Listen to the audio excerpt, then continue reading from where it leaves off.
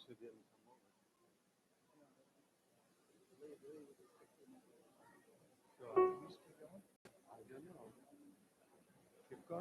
going.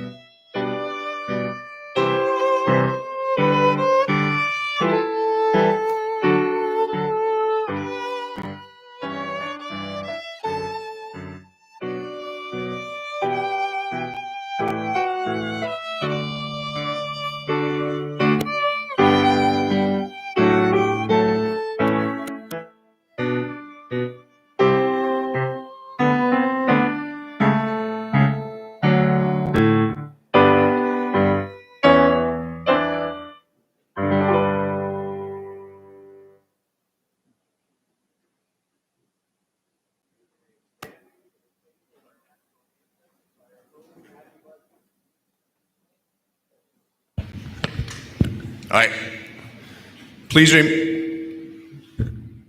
Let me try that again. I'll stand back a little bit here. Please remain standing for the singing of our national anthem by our own Maddie Buzza.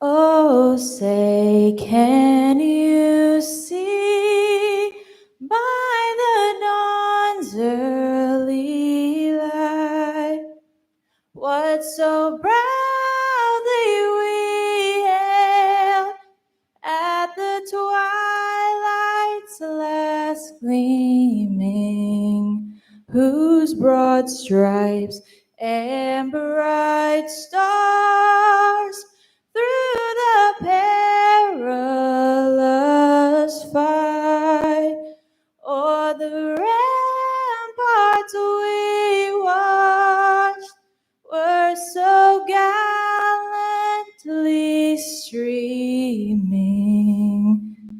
and the rockets regular, the bombs bursting in air, gave proof through the night that our flag was still there. Oh, say does that star-spangled banner yet wave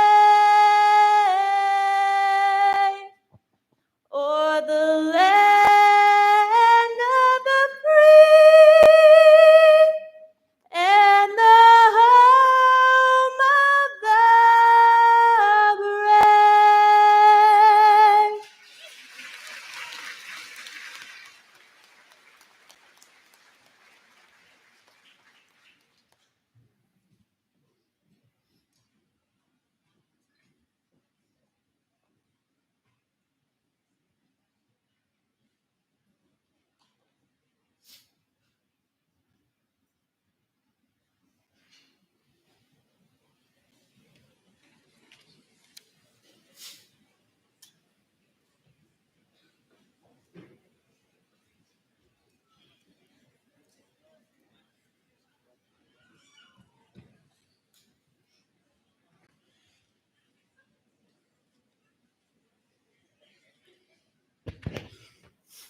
Good morning. A warm welcome on this 4th of May to faculty, staff, and emeriti, to our elected officials, to our University of Maine System Board of Trustee representative, to our honorary degree recipients, and our most auspicious and illustrious of commencement speakers, as well as other distinguished guests, family, and friends. But most of all, a warm welcome on this 4th of May to the University of Maine at Presque class of 2024. I am Ray Rice, and I have the honor of serving as the president and provost.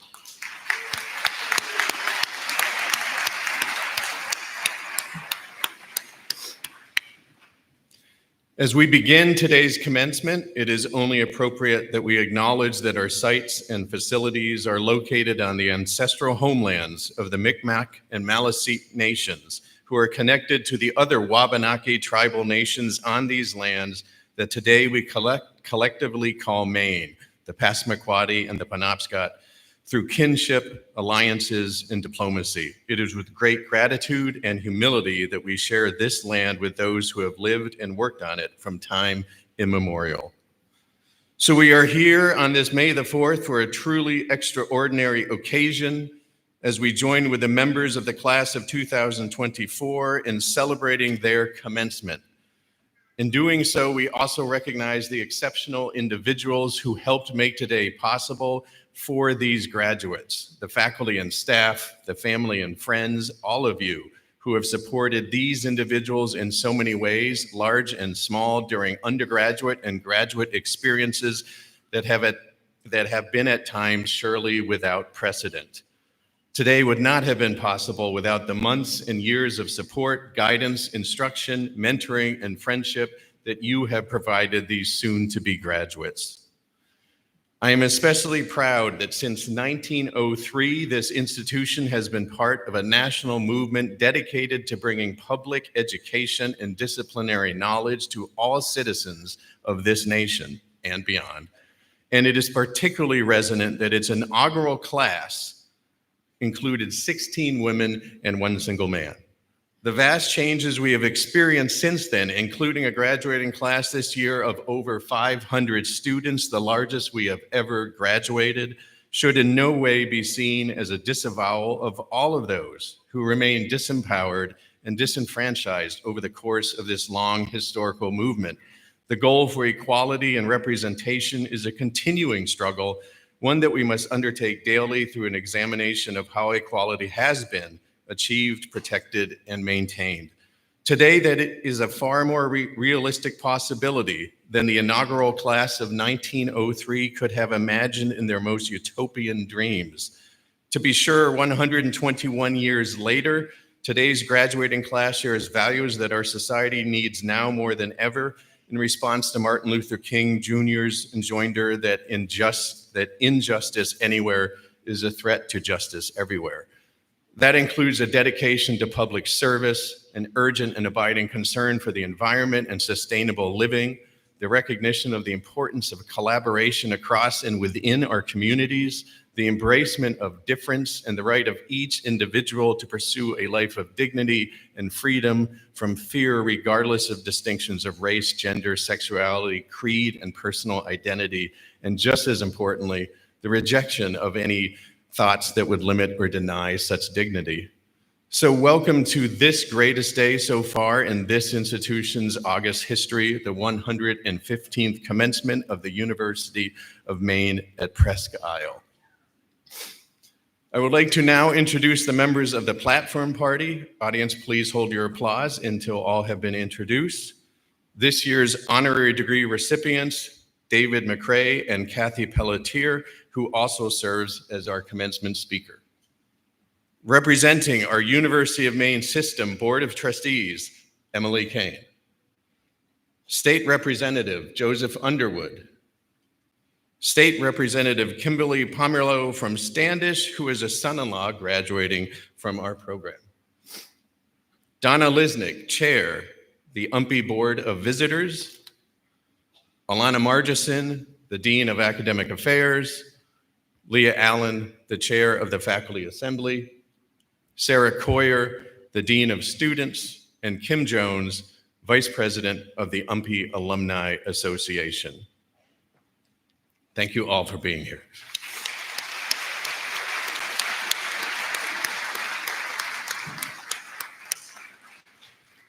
It is also our tradition at each commencement to honor the graduating class of 50 years prior.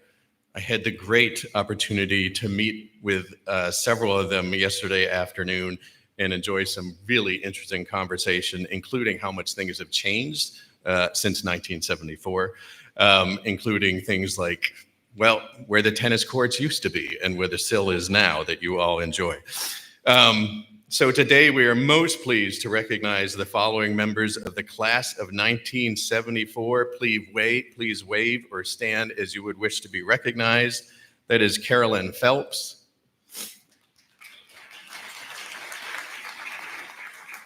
Michelle Bannister. Cynthia Doan, Kim Greenleaf, and Colleen Johnson.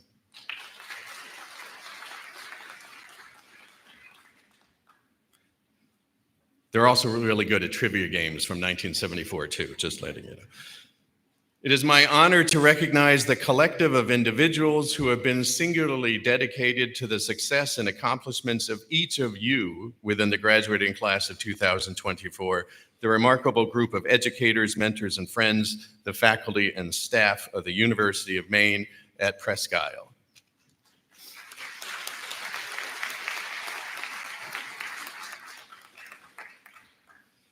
And it is my special privilege to recognize the faculty emeriti who have served with such distinction during their service to this university and remain such essential members of our community. Again, please feel free to signify your presence. Dr. Guy Gallagher, Dr. Richard Kimball, Dr. Linda Graves, Dr. Suzanne Bodette, Dr. Andrea Gorman-Gelder, Dr. Kevin McCartney, Professor Gene Cashman, Dr. Christine Standifer, and Dr. Jackie Lohman.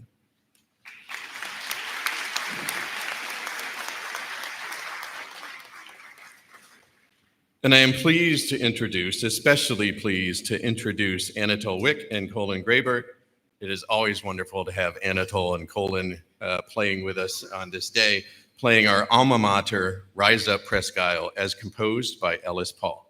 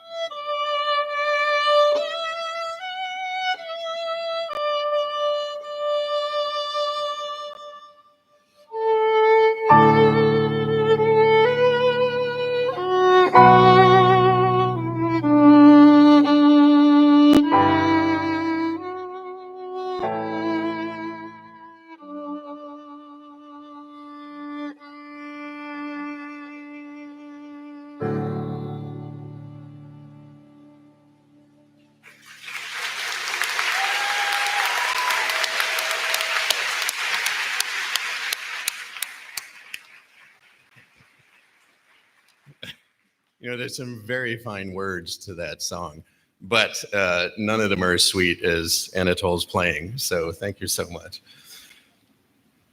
I would like now to introduce Emily Kane, our representative of the University of Maine System Board of Trustees. Just some words of greeting to the graduates.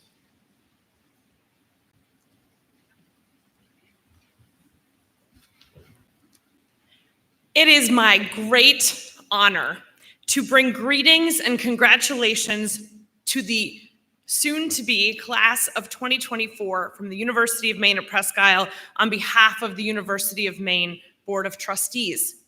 Thank you for having me, and a special thank you to President Ray Rice for inviting me here today. It's not every day you meet a college president who is as focused on the success of his students and his campus as he is on making your experience fun and memorable. I feel very lucky to be here today, especially as we graduate the largest class in Presque Isle's history. But first, I have a question. How many of you saw the full total solar eclipse a few weeks ago? Yeah, raise of hands. Wow, okay. It was pretty cool, right? Awesome, amazing, once in a lifetime. Well, my lesson for you today, my advice for you today is about the eclipse. I live in Orono. It's not far from here. And my husband and I did some research and realized that Orono would be in 98% totality, which seemed like basically the whole thing. So we didn't have to leave home to see it. The day came, we went to Pushaw Lake, we got in our canoe, we paddled out to the middle of the lake to watch the eclipse. We had our glasses, it started happening, the lake calmed, the birds started chirping, the temperature dropped, the light dimmed, and it was amazing. Although we did wonder why it didn't get very dark. Back on shore a little while later, feeling pretty good about our 98% experience, photos started popping up online from friends who had driven north and west of us to Sugarloaf or Milo or Holton or right here in Presque Isle. And the pictures were amazing. The total darkness, the stark image of a blocked sun, the stars and planets emerging, people of all ages standing in awe of this magical alignment of the sun and the earth. My husband and I were speechless. It looked nothing like what we had seen, nothing at all. And that's when we learned the very hard lesson that the difference sometimes between 98% and 100% is a lot more than 2%. I mean, in school, a 98% gets you an A+. If you get a 98% on your driver's exam, you will get a license. If you see 98% of Acadia National Park, you'll be a very happy camper. And if you eat 98% of the food on your plate at most meals, you'll be very full. For most things in life, 98% is enough. But let me tell you, seeing 98% of a solar eclipse when you could have driven not far from your home for that massive 2% is not enough and will leave you very full of eclipse regret. So what does that have to do with all of you? We are here because you didn't settle for 98% of your experience here at the University of Maine at Presque Isle. You did 100% of the work to earn your diploma today. The difference between 98% of a degree and 100% of a degree is the whole degree. And you did it. And I stand here in awe of the magical alignment of your hard work and the opportunity available here at the University of Maine at Presque Isle. So on behalf of the Board of Trustees, I say congratulations to you, class of 2024. You did it, 100% of it. Through challenging times in our country and our world, you persevered and have arrived at this monumental day. And we all know you didn't do it alone. So let's take a second and just congratulate and thank the faculty and staff and your family and your friends who got every one of you here, because all of you did it too. So my ask of you, yeah, clap for that. That's great. You deserve it, right? Faculty, staff, family, friends, you're a part of this. But for you graduates, my ask of you today is that you make the most of this 100% effort that you have made in yourself and that your state and that your campus have made in you. The connections that you've made and the opportunities that you've uncovered don't end today, they only begin, especially when you know better than to settle for just 98%. And personally, I can't wait to see what every one of you does 100% of next. Thank you, and most of all, congratulations.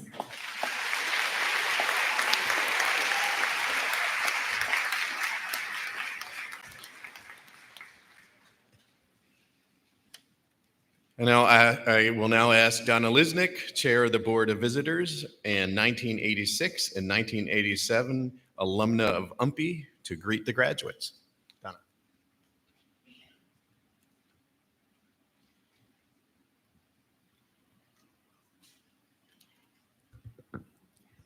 Now, I've known Emily Kane for a long time. She didn't tell me that this was going to be a really difficult act to follow. I don't have any good stories, Emily, and I'm sorry, people. But for the platform people, thank you.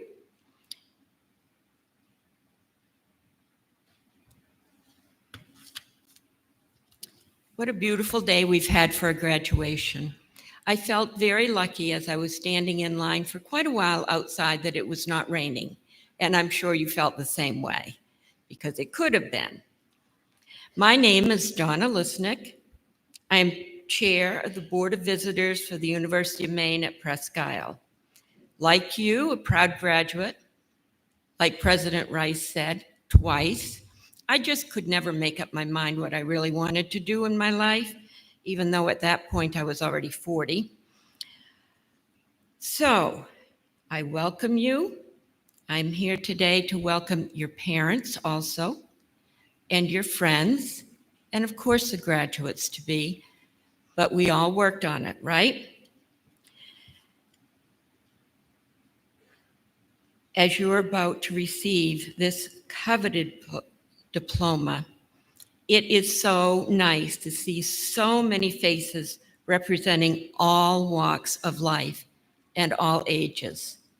Some of you I remember from when I was at Presque High School, but that seems like an eon ago, but what it tells me is that you didn't give up. You are here, and I'm proud of you. On behalf of the Board of Visitors, I want to congratulate you for your accomplishments and wish you the very best. In case you are wondering, the main role of the Board of Visitors is to advocate on behalf and to promote the University of Maine at Presque. We do this because we believe this university offers opportunities for students to become success stories in our community. This university has provided each of you with the foundation to go into the world and make a difference. I hope you will use your gained knowledge and your new degree to create a world for yourself and for those around you that is just a little bit better every day. Be a good employee, whether you are a creative teacher, a caring coach, a compassionate nurse, a good representative of your community, or just a good person. Get involved, make a difference. I hope as you leave here today, you are taking with you not only a degree, but lots of positive memories. Memories of caring professors and staff, new and old friends, and good times that you will eventually share with your family when they're old enough to hear them. Again, congratulations, good luck, and don't forget to thank all of those who supported your long journey. Congratulations.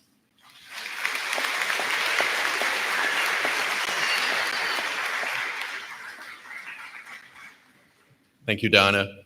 And now invite Leah Allen, Dr. Leah Allen, Chair of the Faculty Assembly, Associate Professor of English, to bring greetings from our faculty.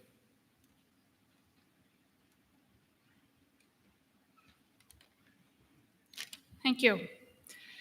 So greetings to everyone in the room and on Zoom, or if you're watching somewhere else, but especially greetings to all of the graduates, the reason that we're here today. My name is Leah Allen. I'm here on behalf of the UMPI faculty. As you might have noticed by now, it's customary for speakers to give some words of wisdom, maybe some humor to the graduating students as they leave our physical and virtual classrooms and start on the next leg of their life adventures. I tried really hard to give you guys or to write a humorous speech, but I'm just not very funny. So I'm going to give you a warning. So I remember when I was in graduate school, struggling to keep up with the heavy reading load and the admittedly light teaching load. And one of my professors told us that this was the most relaxing, stress-free period of our lives, that we should enjoy this idyllic period because once we graduated, we'd be even busier. We didn't believe her. It seemed impossible. We were barely managing as it was. Turns out she was right. Life did get way busier and harder. Responsibilities piled up. My attention had to be divided into multiple directions at once. So here's the warning part. If any of you have been feeling overwhelmed with life as a college student, I'm here to tell you that will likely get even harder. But the good news is that it is possible to manage more than you think you're capable of, as long as you have a couple of things: grit and connections. Now, my predictive text wanted to put determination after the word grit, and that's because it's basically what grit means: the ability to stick it out even when the going is tough. And you've made it this far. You're sitting here about to graduate with an associate's degree or bachelor's degree from UMPI in a few minutes. So you all obviously have grit.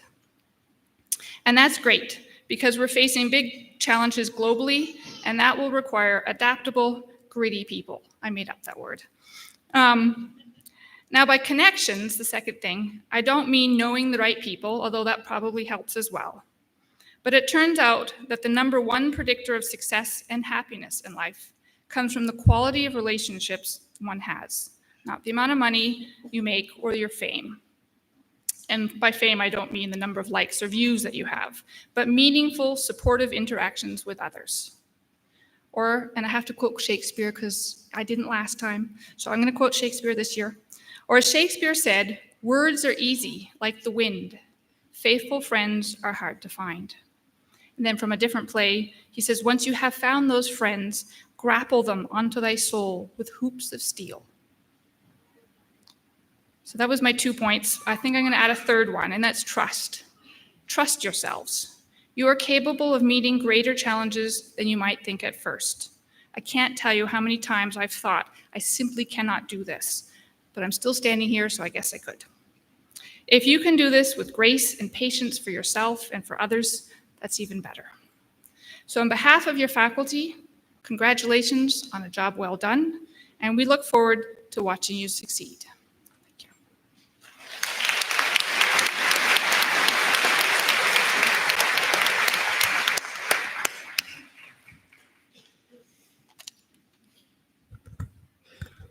It is now my great pleasure to introduce this year's commencement speaker, Kathy Pelletier. I'm also going to ask the social scientists on the faculty to figure out statistically it will be more difficult for you or less difficult for you and what percentage will be which. So they'll do a study about that and we can present that information for you. So it's now my great pleasure to introduce this year's commencement speaker, Kathy Pelletier.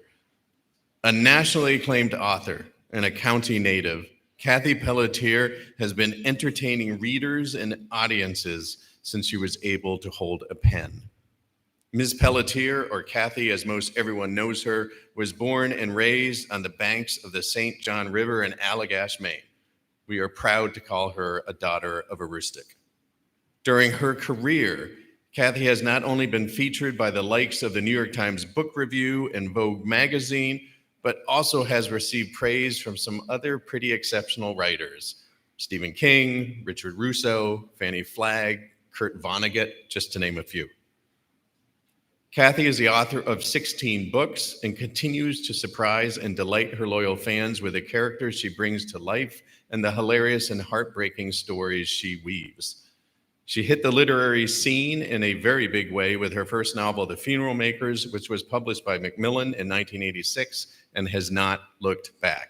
She has won major writing awards, had books published into more than 20 languages and adapted into television films, written songs, collaborated with country music legends, and made international literary news when she earned a $1 million advance on one of her books. In her restless pursuit of the next adventure, she has explored many other mediums, including TV shows, children's books, and screenplays. In fact, producer Gabriel Tana has optioned The Funeral Makers for a major motion picture, slating Doug Liman to direct. Think The Bourne Identity, think Mr. and Mrs. Smith, think Edge of Tomorrow, in which Tom Cruise dies like 100 times in one film. That's awesome, right? Doug Liman. And Kathy to adapt. Seeing this book on the big screen is something Madagash fans like ourselves and the Rice household have long waited for. We're keeping fingers and toes crossed for more news on this front. As famous as she is and as far-reaching as her projects are, Kathy Pelletier is also an incredibly down-to-earth, passionate about making real human connections, and I'm honored to say a great friend to this institution and to us. Kathy has had an immensely important impact on this university. She's given several readings here over the years, served as a university writer in residence, delivered a screenwriting class, and even created a short film on location in the president's house with UMPI students and cinematographer Zoran Popovic. Today, we add serving as UMPI's graduation speaker to this list. I present to you now storyteller, truth seeker, and champion of the written word, Kathy Pelletier.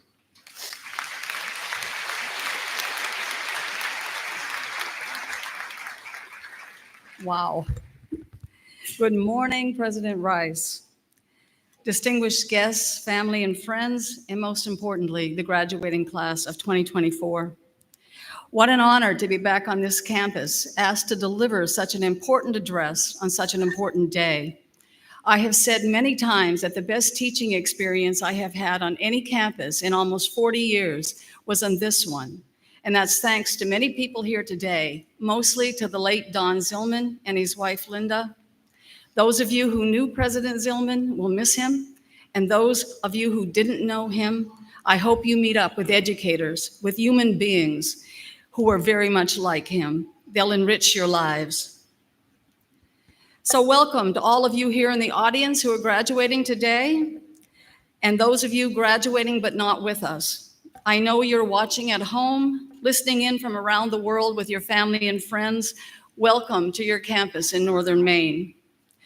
People often expect me to give funny speeches because my novels have humor in them, but they also have tragedy, just as the world is filled with both. It's always amazed me as a writer who ponders the human condition, that the human brain, which conceived of a concept so perfect as love, also conceived of hatred. You know by listening to the news each day that much of the world lives in upheaval and unrest, to say the least. Each day, there are men, women, and children who struggle to survive, to elevate themselves, to give new meaning to their old lives in a place that's filled with warfare. It should remind us again, those of us who live in the safe spots, how lucky we are and that we take much for granted. The novelist Maxine Hong Kingston is often quoted for saying a few words that mean so much. She wrote, "In times of war, what do? We create something." Some years ago, a journalist friend said to me something that I've never forgotten. It was the early 1980s, and he had just returned from doing a story in Nicaragua where a revolution was taking place. He said, "Do you know that I met soldiers down there who fight with volumes of poetry in their hip pockets?" I never forgot that. In this country, where there are eruptions of violence, yes, but no war, poetry struggles to stay alive. With freedom of speech, it's as if poetry isn't needed anymore. Those of us lucky enough to live in the safe spots, to rise each morning to coffee and fresh orange juice and hummingbirds at our feeders, wondering who the bachelor gave his last rose to or who got kicked off the island.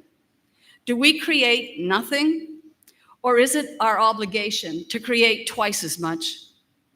I don't mean that we should create novels or paintings or invent things, but we could create our lives by broadening them, expanding them. However we ended up in this relatively safe neighborhood on the planet Earth, whether you believe it was by divine intervention or the luck of the draw, we owe it to ourselves to learn all we can about the world we live in. Over the centuries, we human beings are known for wars and inhumanities because that's how history often remembers us. But we've also done some incredible things. We've crossed oceans. We've built magnificent buildings. We've cured diseases. We gave the world Confucius, Omar Khayyam, Leonardo da Vinci, Shakespeare, Mozart, Pablo Neruda. We've gone from carving bison and hunters on cave walls by firelight to Michelangelo and Vermeer, to Goya and Van Gogh. We put men on the moon. When I was writer in residence at another college a few years back, I took my class out on campus. It was a cold evening in February, our words coming out in puffs of breath on the chilly air. I wanted them to watch as the International Space Station passed overhead. And yes, it was a writing class. A couple students knew all about the station. Many had never heard of it. Some had seen it, but thought it was Jupiter floating across the sky.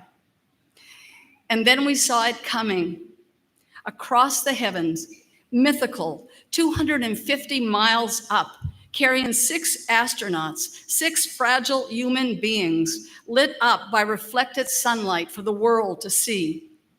I said to my students, we did that. Human beings did that. Now and then, we need to be proud of ourselves, despite all of our wrongdoings. Do I have a photo here somewhere? Oh my gosh. Oh, there you go.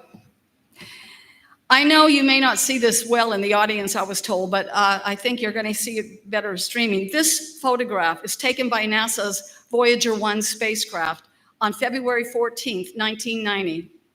It had just passed beyond Neptune, 3.7 billion miles beyond our sun, 6 billion kilometers. It was about to leave our solar system when its camera was told, look back.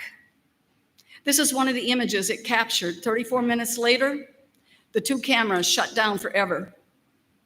Taking those last photos was the idea of a Cornell astronomy professor named Carl Sagan. He hoped it would show how vulnerable this planet is. There were complications and the pictures almost didn't happen. But here is the most famous photo. Sagan called it the pale blue dot, which is the title of his book 4 years later. Now, if you were born by February 14th in the year 1990, you're in this photo. You were on that tiny dot. What a family photo, the photo of mankind.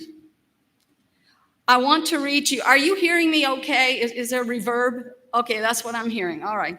I want to read to you words written by the late Carl Sagan, who died in 1996. Some of you are very familiar with them. They're too wonderful for me to paraphrase. Here is what Sagan wrote. Look again at that dot. That's here. That's home. That's us. On it, everyone you love, everyone you know, everyone you ever heard of, every human being who ever was, lived out their lives. The aggregate of our joy and suffering, thousands of confident religions, ideologies, and economic doctrines, every hunter and forager, every hero and coward, every creator and destroyer of civilization, every king and peasant, every young couple in love, every mother and father, hopeful child, inventor and explorer, every teacher of morals, every corrupt politician, every superstar, every supreme leader, every saint and sinner in the history of our species lived there on a mote of dust suspended in a sunbeam. The earth is a very small stage in a vast cosmic arena. Think of the rivers of blood spilled by all those generals and emperors so that in glory and in triumph, they could become the momentary masters of a fraction of a dot. Think of the endless cruelties visited by the inhabitants on one corner of this pixel on the scarcely distinguishable inhabitants of some other corner. How frequent their misunderstandings, how eager they are to kill one another, how fervent their hatreds. So while we are here on this marvelous ball that carries us around the sun, let's spend our time well. You see often on Facebook, happy birthday, another trip around the sun. Well, remember what that means. It means you have traveled at a speed of over 67,000 miles an hour. That's 30 kilometers a second, a path that covers nearly 600 million miles, 940 million kilometers. That makes us all frequent flyers. Imagine the air miles. Be amazed at the world you live in. If you write on Facebook, I love you to the moon and back, which I have seen so many times, know what that means. Round trip, that's 500,000 miles. So that's definitely a lot of love. You graduates who were born into this world of social media and the latest technologies, you have a lot of information at your fingertips that my generation didn't have, but you also have a huge burden. Every generation has had a burden. Every generation has been reluctant, even frightened of new technology. I have read, and I assume it's true, but I haven't checked it yet, that when Gutenberg invented the printing press around 1440, the invention of movable type goes 1,000 years back to China, but Gutenberg's printing press was history-changing. Books could be printed and made accessible for the first time ever. It became the revolution of information being passed around. Never mind the fact that if you think about it, only the rich and royal people could afford books or could read. But listen to this. The great fear of the day was that people would sit with their faces in books and not talk to each other. It would be the end of society as they knew it. I stumbled upon another item while researching a book some years back.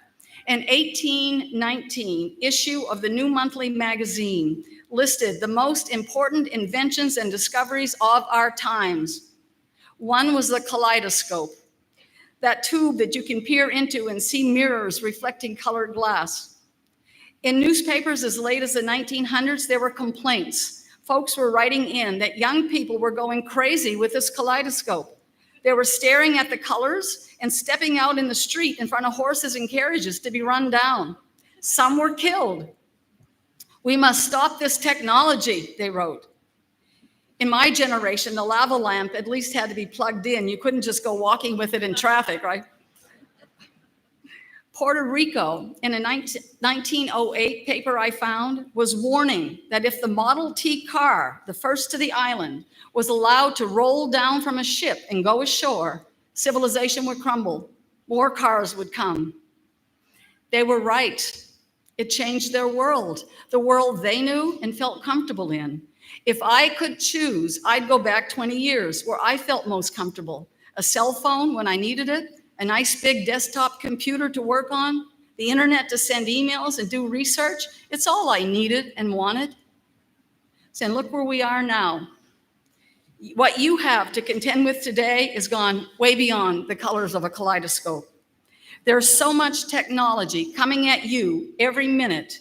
Last year alone, an average of 347 billion emails were sent around the globe every single day. 347 billion, that was last year.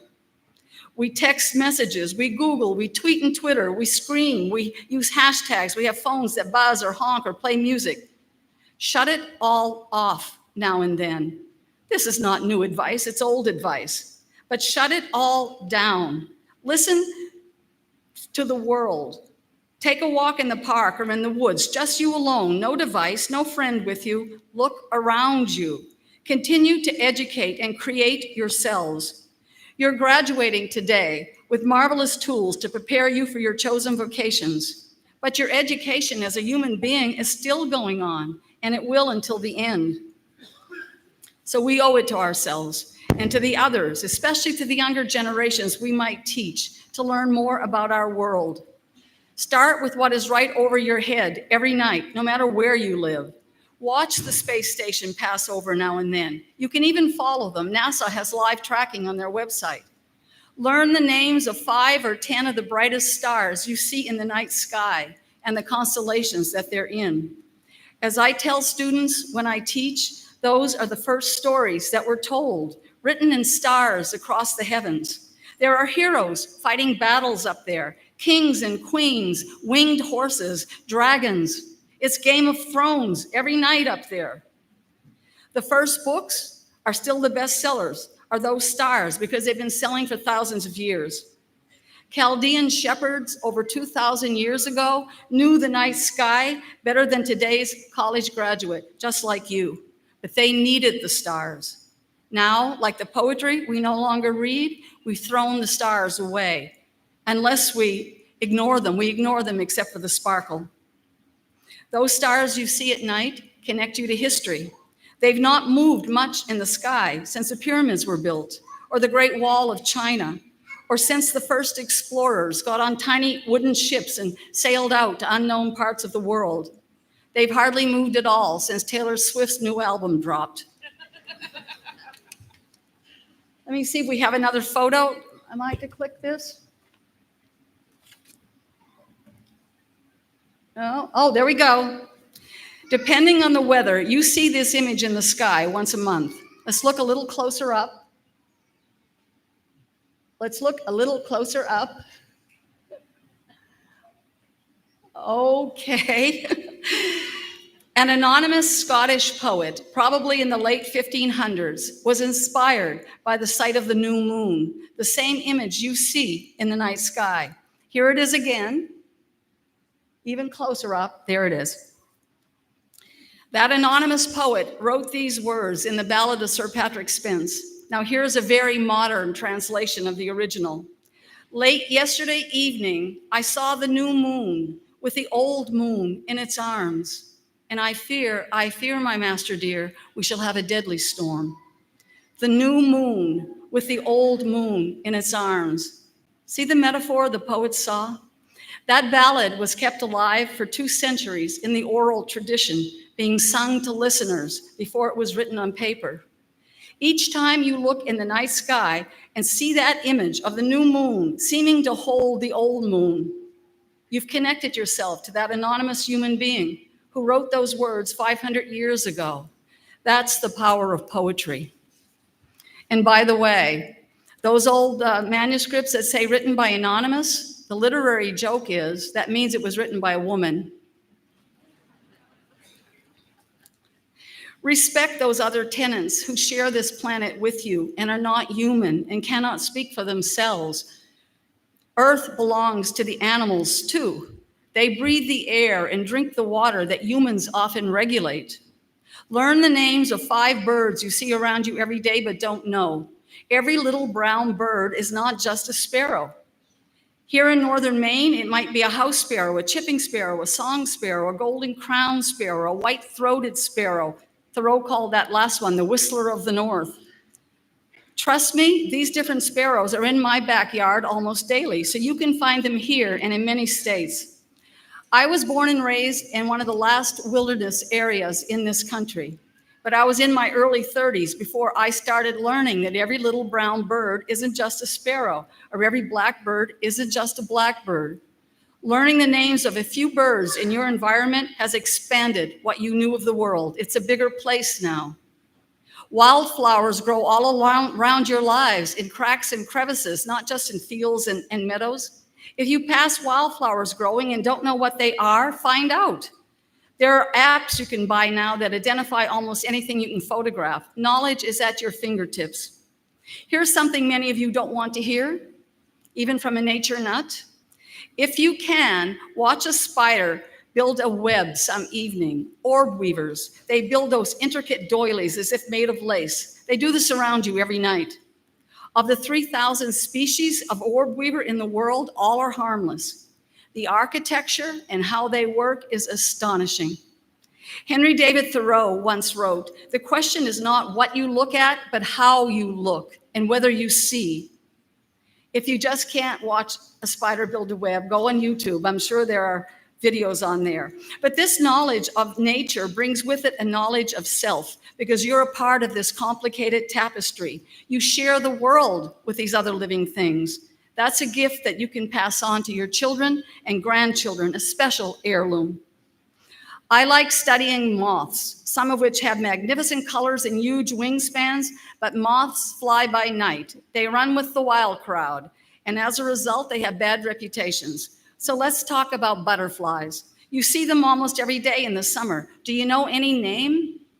In this part of the world, monarch butterflies are common. If you decide that the next Maine winter is too cold for your survival, would you be able to take off from mountains in Mexico without a vehicle or GPS or an atlas or a credit card or a phone? A journey of about 3,000 miles. Monarch butterflies do that every year. Think about it. I don't know anybody who could do that. So those of you listening in from other countries and around the world, I can only imagine the amazing birds and butterflies and flowers you have in your environment. So look with new eyes and hear things around you. If we take the advice of Maxine Hong Kingston and create during wartime, we need to honor those people who fight every day for their lives. Imagine what they would give for the peaceful time we spend daydreaming at a fast food drive-thru. Use well the peaceful minutes you've been graced with because of where you live. But live your life to the brink, regardless of your age. Create yourselves, but have fun doing it. I'm still having fun, but I envy the years that many of you have left. Use them wisely. Don't squander them. In ending, I want to mention you graduates who are listening where you are right now, because this is such an important day in all your lives. Do we have the map? There we go. Alabama, Arkansas, Arizona, California, Colorado, Connecticut, Delaware, Florida, Georgia, Illinois, Kansas, Kentucky, Louisiana, Massachusetts, Maryland, Maine, Michigan, Missouri, Mississippi, North Carolina, New Hampshire, New Jersey, Nevada, New York, Ohio, Oklahoma, Oregon, Pennsylvania, Rhode Island, South Carolina, South Dakota, Tennessee, Texas, Utah, Virginia, Vermont, Washington, Wisconsin, West Virginia. That's amazing. And, there it is. Neighbor to the north, where I've lived over 8 years in 3 different provinces. There are graduates here in the audience today, but the others are in Ontario, Saskatchewan, Alberta, Quebec, British Columbia, Prince Edward Island, Nova Scotia, New Brunswick, and around the world. There are students graduating today from Australia, Belgium, China, Czechia, Czech Republic, Spain, Great Britain, Hong Kong, Japan, Pakistan, Saudi Arabia, Singapore, and Uruguay.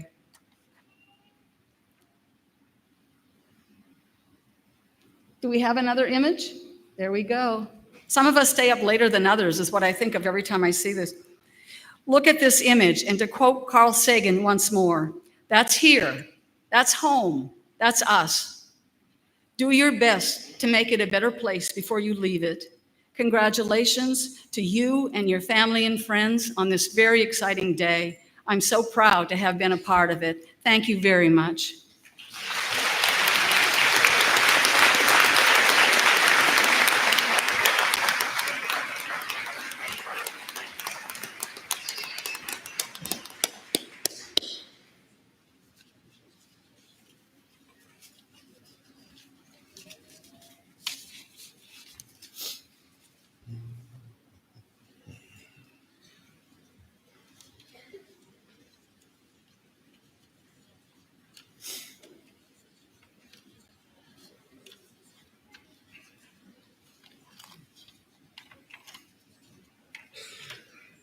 I will admit, I am still struck by Kathy's reading of where everyone has come from this day and where you came from, whether in this country or far beyond this country, and just a reminder to all of us how small our world is and how important each of us is. So again, my thank you to Kathy Pelletier, your speaker this day. Thank you, Kathy.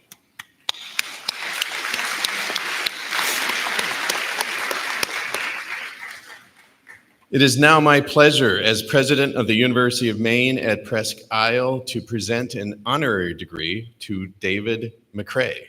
David, will you please stand and step forward? Perfect. It says stand front and center, so that's pretty front and center right there. The citation reads thus: David H. McCrae, champion of community service and lifelong education. You are commended today for your service to the people of Aroostook County and your untiring efforts in support of local education. As a dedicated public servant, you have spent more than half a century impacting the lives of local students, community members, and citizens throughout the state of Maine. During your 48 years of service in the Fort Fairfield school system, you touched the lives of many students, whether it was in biology class or bravely in the passenger seat of a car during driver's education lessons.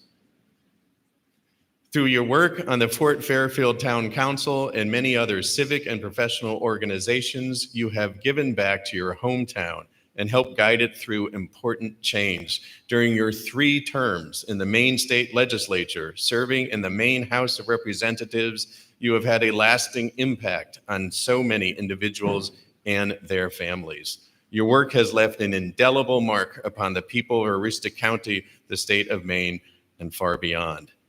In appreciation of your outstanding service and in recognition of your status as a dedicated public servant, I confer upon you the degree of Doctor of Humane Letters.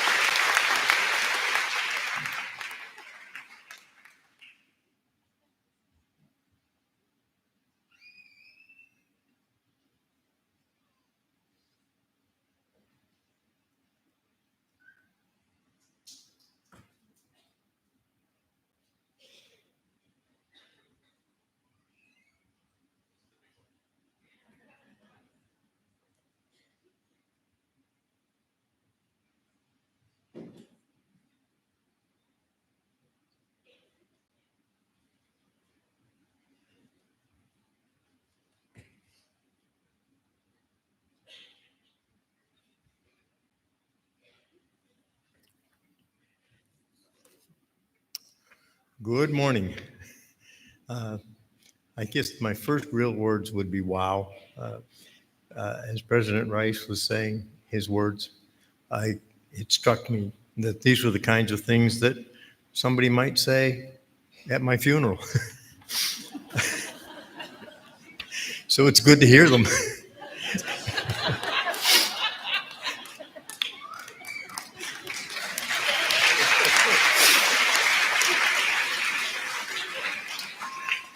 So to be to the point, good morning to the soon-to-be graduates of the University of Maine at Presque Isle. Your parents, guardians, family members, special friends, and to the staff and students and alumni gathered here today. Never in a million years did I ever expect to be batting cleanup for Kathy Pelletier. Talk about a tough act to follow. I'd like to ask one more round of applause for Kathy.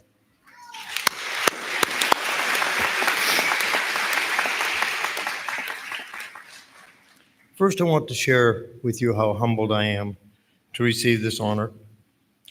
On a Friday afternoon, 5 or 6 weeks ago, I received a call while playing cards with a friend. I didn't recognize the number, but answered anyway, fully expecting to abruptly hang up on whatever invading telemarketer or car warranty salesperson was calling. As it turned out, the call was from Rachel Rice, Director of Marketing and Communications here at UMPI. And she asked if I would be willing to be here today to receive this honorary degree and to share a few words with the UMPI graduating class. Needless to say, I am very pleased that I took the call. I suspect that it is somewhat incumbent upon me to impart profound words of wisdom to you. On that count, I fear that I may well fall short. However, of course, I have a thought or two that I would like to share. Throughout my life, I have been blessed, or perhaps cursed at times, with the desire to be busy nearly all the time. This desire has been fueled with an equally strong sense of curiosity, something that I attribute to my mother, Alice Jones McCrae. That being said, I also possess an innate need to feel that the endeavors I am involved with somehow make things a bit better for myself and especially within the lives of others. While I wish I could be here today telling you that I was an incredibly successful student in high school in Fort Fairfield, or as an undergraduate here at UMPI, the former Aroostook State Teachers College, that wouldn't be entirely accurate. While I did well enough, I did not fully dedicate myself in the way that I perhaps should have or was capable of. With the hindsight of some maturity, in the mid-'70s, I enrolled in a UMO outreach master's program here at UMPI. Being more secure, more mature, and focused, I worked exceptionally hard and frankly did quite well. I think I had always realized that I was intelligent enough to receive excellent grades, but I had never fully applied myself to receive those grades and to find out if I really could do it. This experience was pivotal in my life, providing me with not only a boost in self-confidence, but perhaps more importantly, the realization that with desire, curiosity, and perseverance, reaching one's fullest potential is truly attainable for almost everyone. Whether I was picking potatoes on my grandfather's farm at age 5, digging and collecting insects out of a rotten log out in our backwoods at age 8, pulling mustard weeds in potato fields at age 10 or 12, caddying at the Aroostook Valley Country Club in my early teens, working in my parents' hardware store in my late teens, painting houses in the summers, teaching science in Fort Fairfield for many years, being on the town council in Fort Fairfield for some 15 years, and serving 6 years in the Maine State House of Representatives, or now returning to the Fort Fairfield Middle High School to help by substituting many days per week. I have remained active, engaged, encouraging, and curious. The spark that has kept me going over the years is the realization that the pursuits that I have been involved in have made not only my life more enriched, but hopefully have likewise enriched the lives of those I've connected with along the way. Personally, I can think of no greater legacy to leave than making other people's lives and experiences somehow better, more enriched, and maybe even more meaningful. In closing, I encourage the class of 2024 to consider the degree to which you can change your world and the people in it by becoming and remaining actively involved over the course of your lives. Even the smallest of your impacts on the world can have immeasurable, far-reaching results. Again, I offer my sincere congratulations on your graduation, and thank you for allowing me to be part of your big day.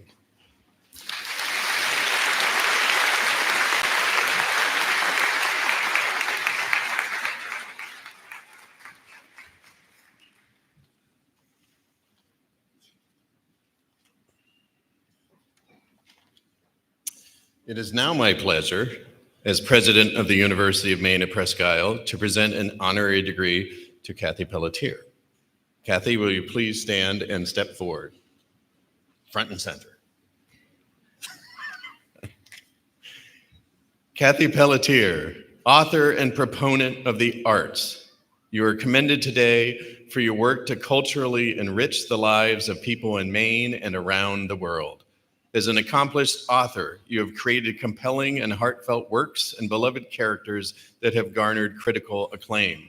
The 16 books you have written, starting with The Funeral Makers, have taken readers from the fictional small town of Madagash to Pamplona, Spain, to the skies on an expedition that changed how we look at the universe.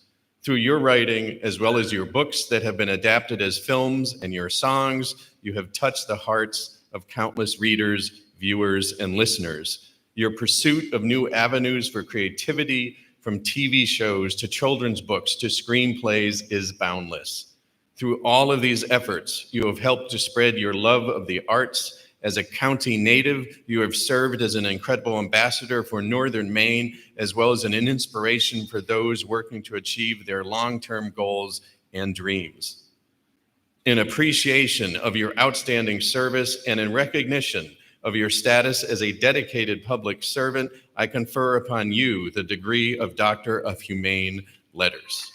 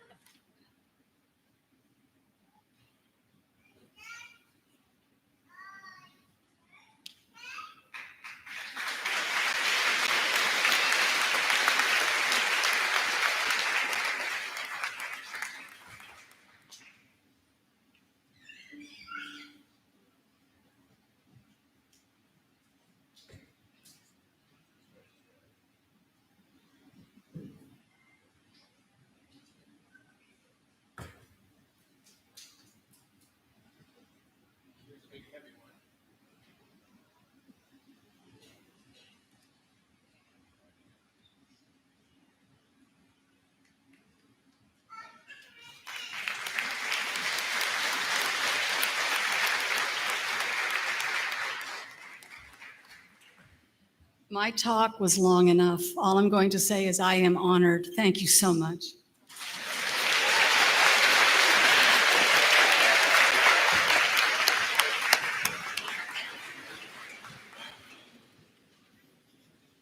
Okay. We'll now have a 15-minute break before, I'm joking. But we should stretch for a little bit. I'm thinking about Dean Coyer always says, okay, we've been going for an hour, time to stretch. Okay. So it is now time for Dean Margison to make the presentation of the candidates for degrees. Please note that some in-person graduates will be wearing colored cords around their necks. Gold for summa cum laude, blue for magna cum laude, white for cum laude, red, white, and blue for a military veteran, and blue and gold combined for the senior class gift. In addition to our own graduates, we will also be awarding Bachelor of Science degrees in nursing from our distinguished partner, the University of Maine at Fort Kent.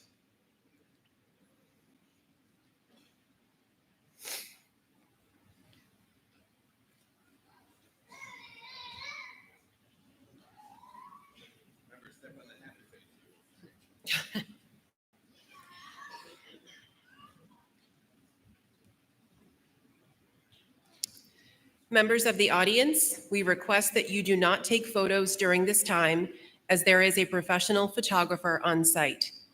Graduates, you will be given your wings after you receive your diplomas and exit down the ramp.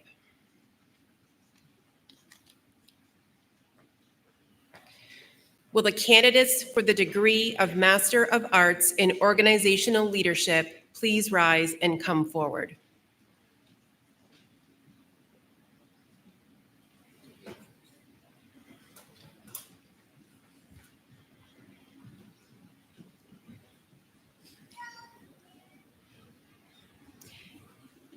Amy Evelyn Markwart.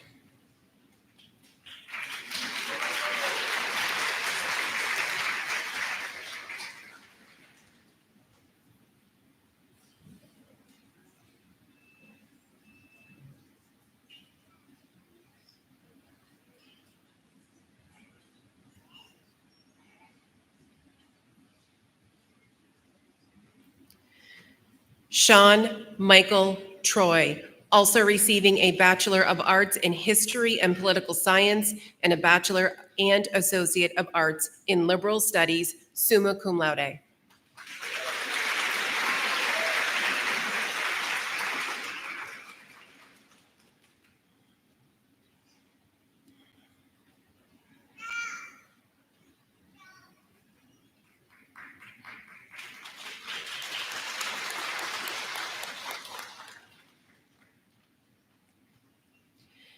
Barrett William Morrow.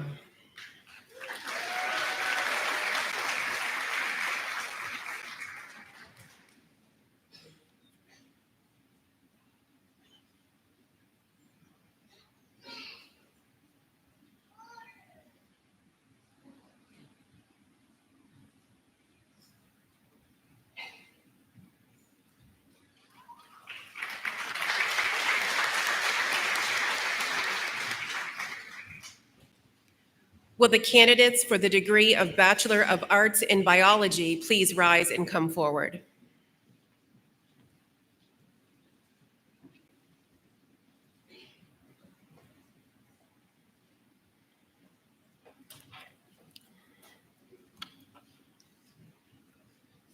Shelby Rena Shea.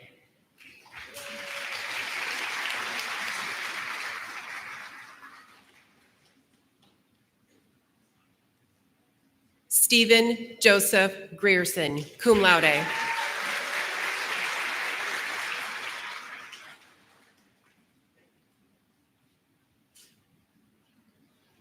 Preston Lois Gibson, cum laude.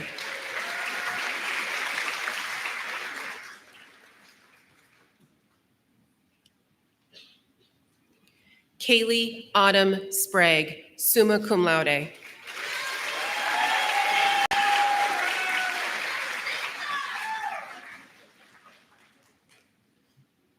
Will the candidates for the degree of Bachelor of Arts in Business Administration please rise and come forward?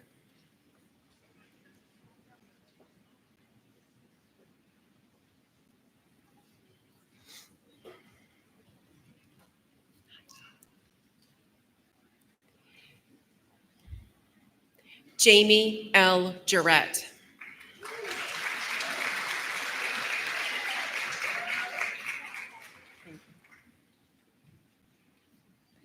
Ayana Lynn Caswell.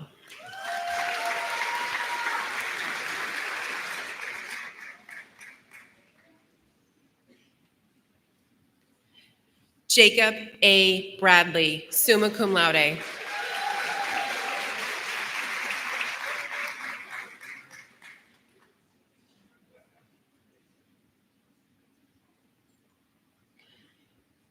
Chandler Neil Engel, magna cum laude.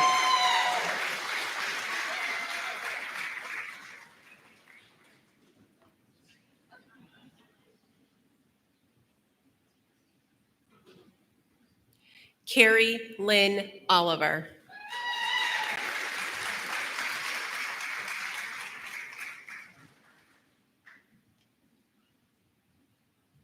Heather Culper, summa cum laude.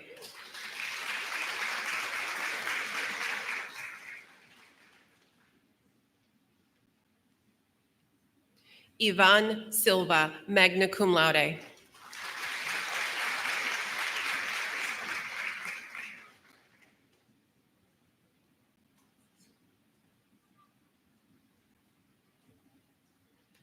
Kirk Ryan Powell, summa cum laude.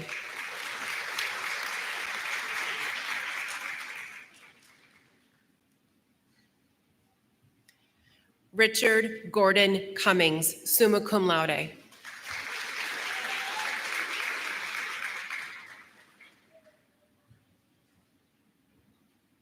Jake A. Stevens, magna cum laude.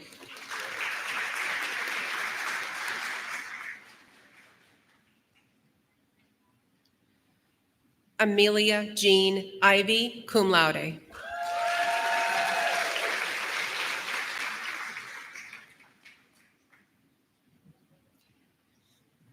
Caleb Anthony Wieden, cum laude.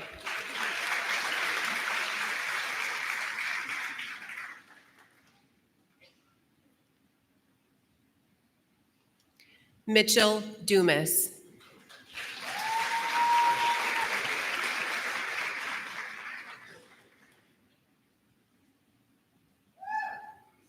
Naiden Zampini Reed, magna cum laude.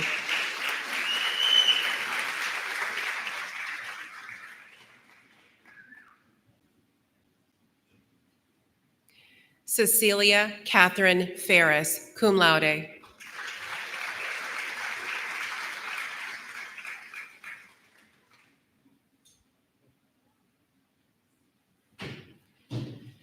Spencer Pignoloso, magna cum laude.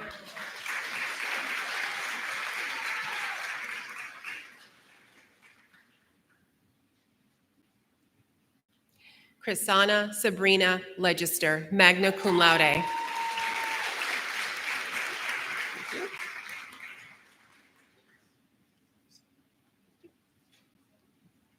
Trenton Todd Zano, magna cum laude.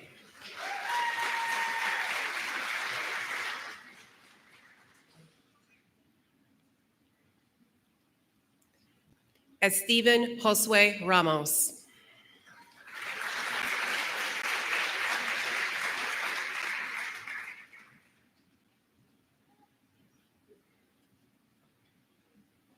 Jonathan Ray Guimond, magna cum laude.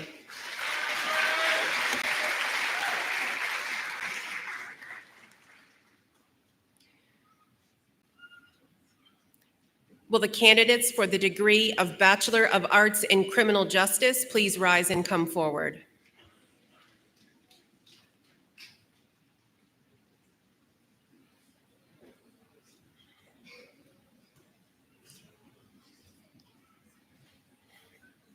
Christopher Matthew Parent with a second major in psychology, cum laude.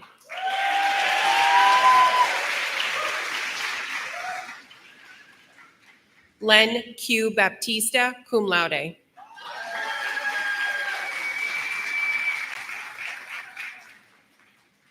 Will the candidates for the degree of Bachelor of Arts in English please rise and come forward?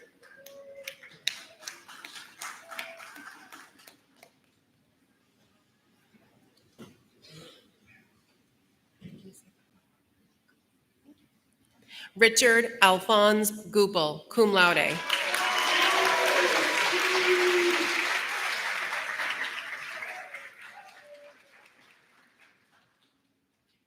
Sarah Marietta Harris.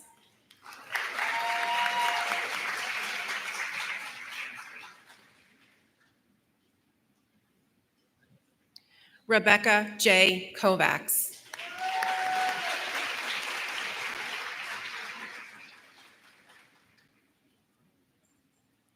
Will the candidates for the degree of Bachelor of Arts in History and Political Science please rise and come forward?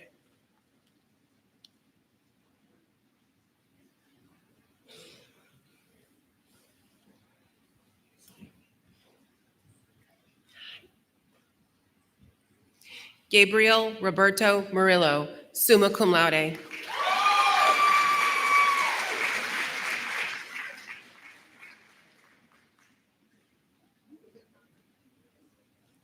Marin Elizabeth Moore.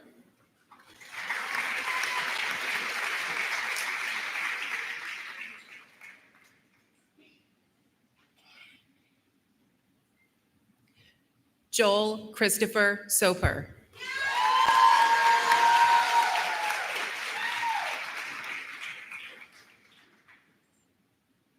Will the candidates for the degree of Bachelor of Arts in Psychology please rise and come forward?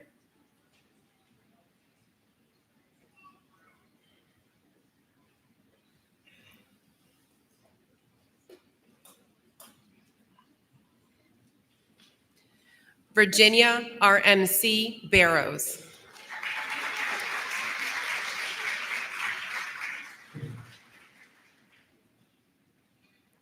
Emily Rose Redmond, cum laude.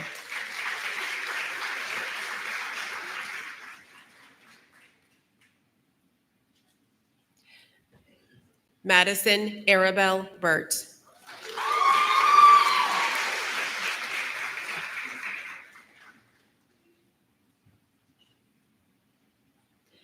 Heather Ray Harvell.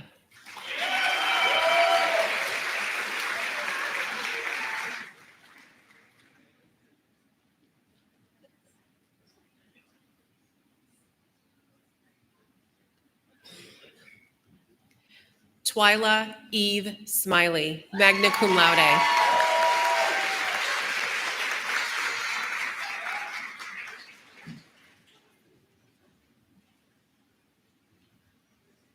Alondra Stephanie Lopez Aquino, magna cum laude.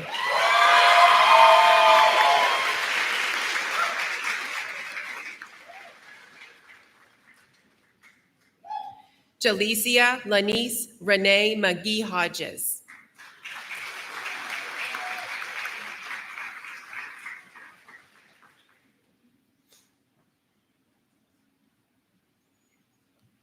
Rachel Amanda Billings, summa cum laude.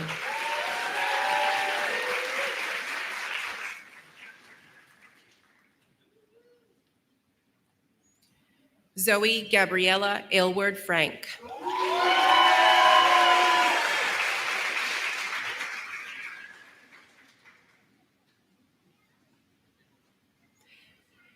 Megan Olivia Lee Collins, cum laude.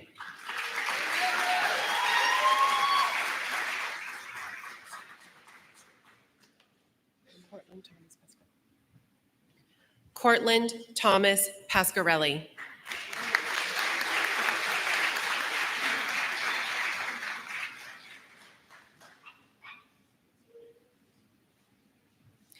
Will the candidates for the degree of Bachelor of Fine Arts please rise and come forward?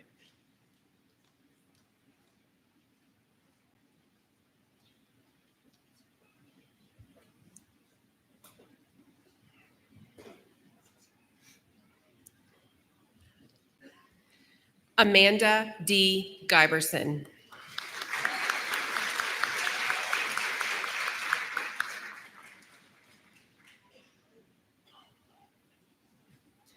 Lila Chase McCrum, cum laude.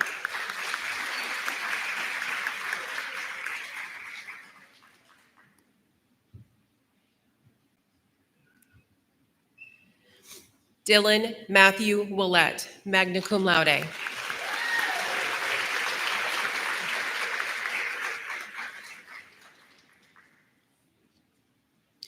Will the candidates for the degree of Bachelor of Liberal Studies please rise and come forward?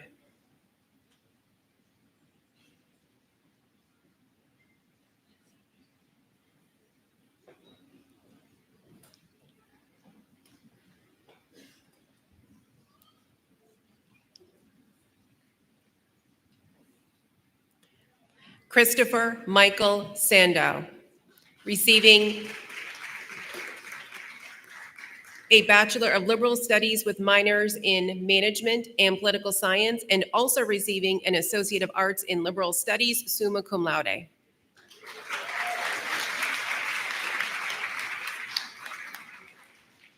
Laura B. Ebersol, Bachelor of Liberal Studies with a minor in Management, summa cum laude.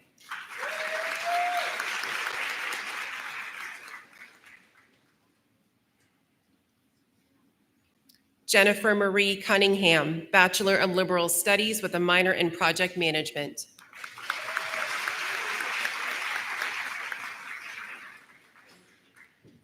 Holly Beth Brown, Bachelor of Liberal Studies with a minor in Educational Studies, summa cum laude.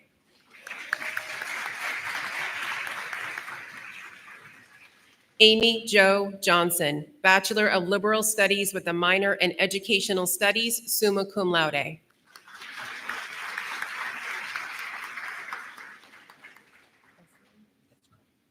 Elcian R. Torres, Jr., Bachelor of Liberal Studies with a minor in Project Management, summa cum laude.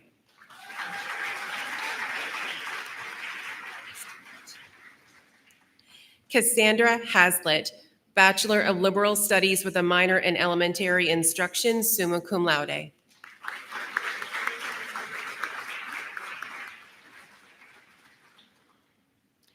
Michael John Licata, Bachelor of Liberal Studies with a minor in Management, summa cum laude.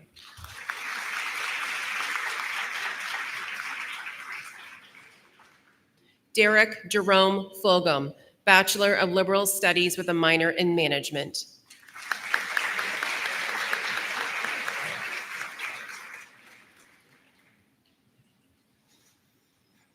Will the candidates for the degree of Bachelor of Science in Agricultural Science and Agribusiness please rise and come forward?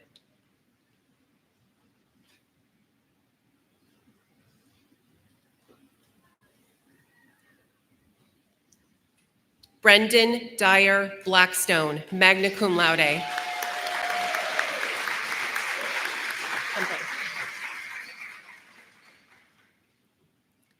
Gavin Jack Hemphill, summa cum laude.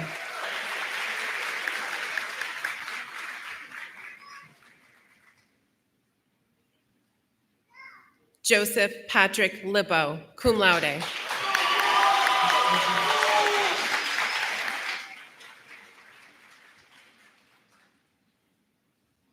Will the candidates for the degree of Bachelor of Science in Computer Science please rise and come forward?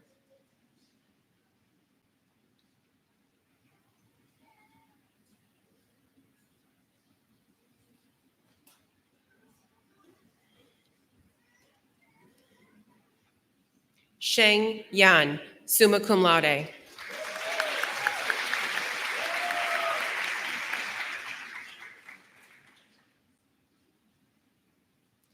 Caleb Timothy Ames, cum laude.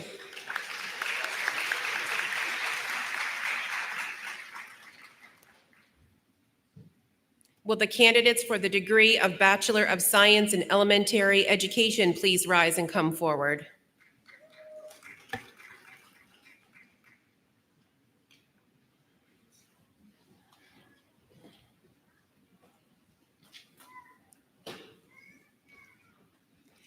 Paige Anna Espling, cum laude.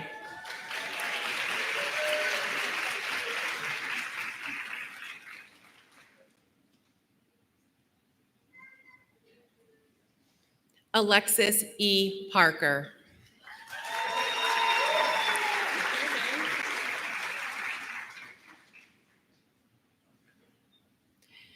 Gracie Paige Giberson, magna cum laude.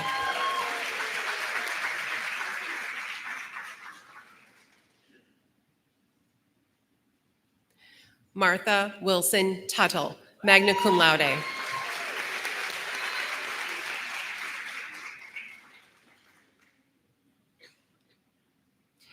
Samantha J. Folsom, magna cum laude.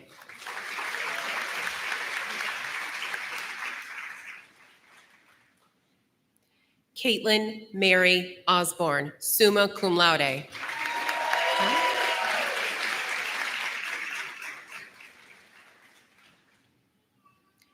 Krista Rose Michaud, magna cum laude.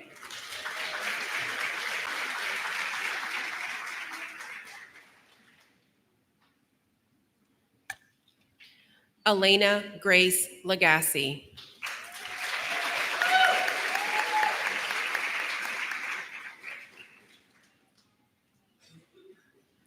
Allison Christine Pictou.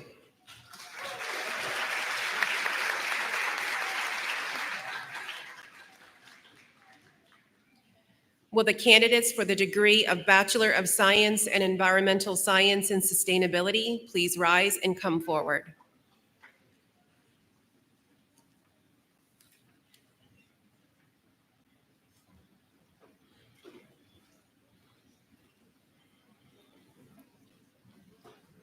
Ian Michael McCrae.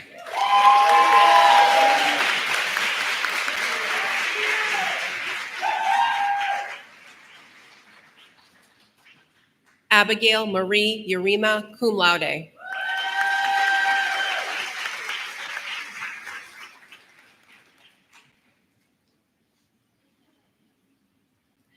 Delaney Wynn Anfinson.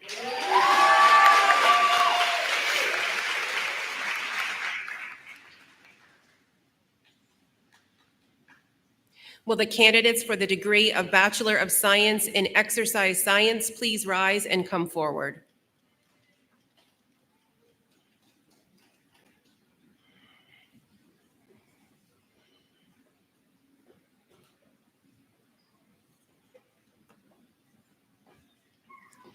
Joseph Michael Blake, cum laude.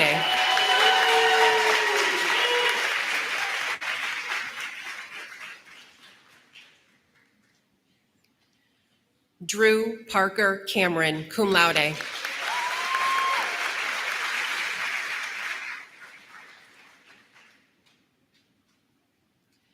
Campton John Tinkham.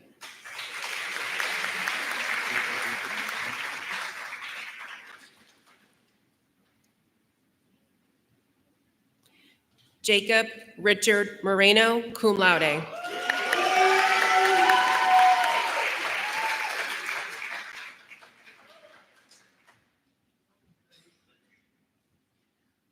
Marissa Ann Havey, magna cum laude.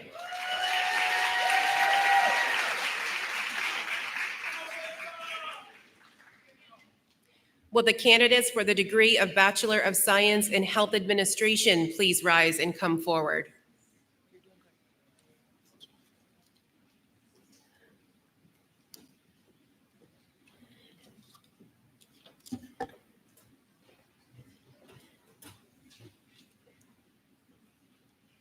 Julie Ann Parks, cum laude.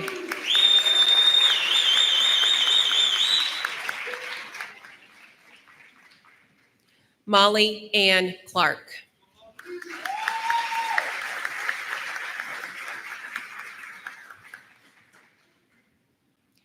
Will the candidates for the degree of Bachelor of Science in Nursing, degree awarded from the University of Maine at Fort Kent, please rise and come forward?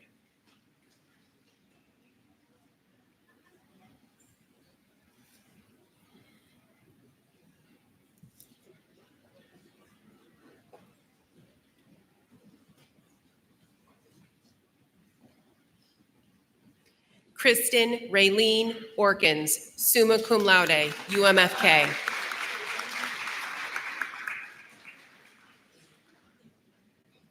Brianna J. DeLong, summa cum laude, UMFK.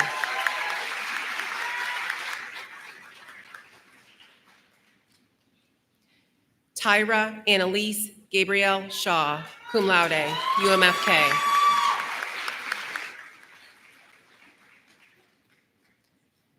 Ashley Jillian Inman, magna cum laude, UMFK.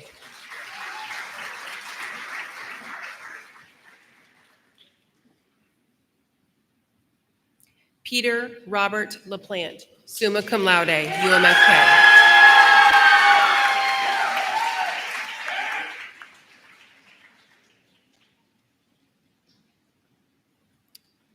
I'd also like to mention Brianna J. DeLong is receiving today the Outstanding Accelerated Nursing Student Award.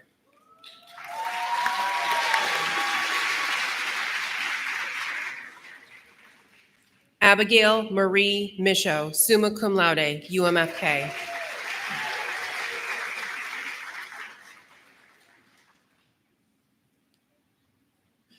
Renee Cropley, magna cum laude, UMFK.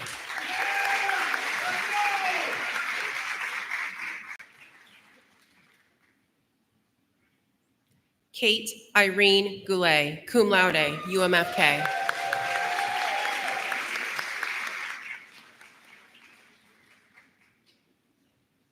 Cassidy Marie Spencer, cum laude, UMFK.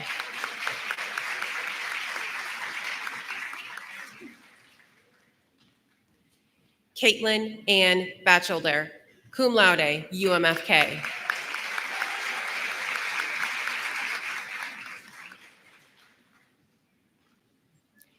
Abigail Lynn Hooper, summa cum laude, UMFK.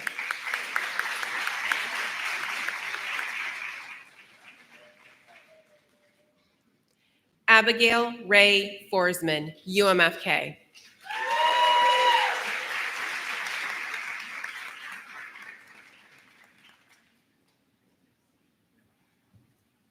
Will the candidates for the degree of Bachelor of Science in Physical Education please rise and come forward?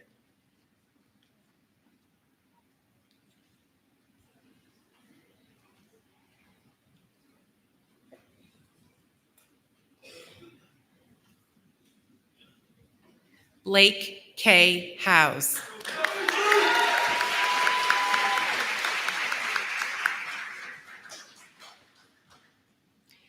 Dylan Jacob Marrero, cum laude.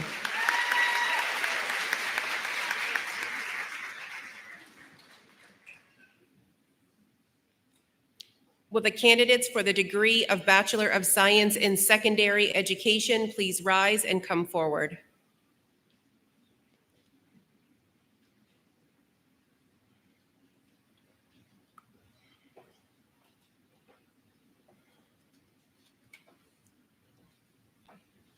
Emily Crystal Boone, summa cum laude.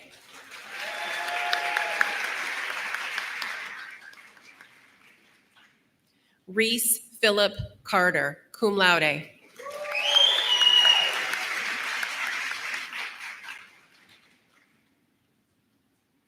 Casey Joe Chapman, cum laude.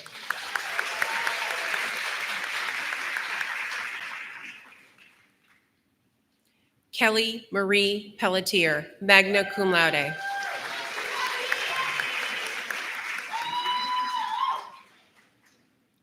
Paul Stanley Tardy, summa cum laude.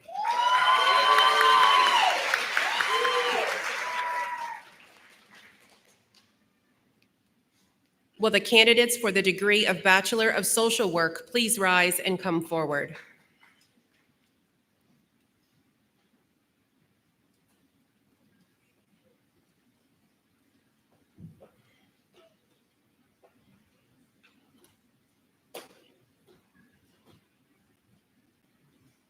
Marissa Renee Mahalka, magna cum laude.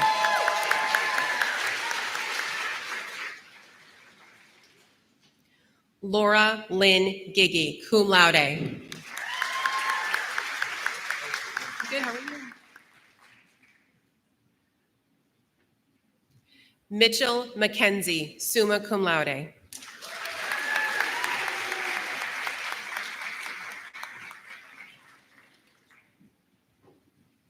Will the candidates for the degree of Associate of Arts in Applied Art please rise and come forward?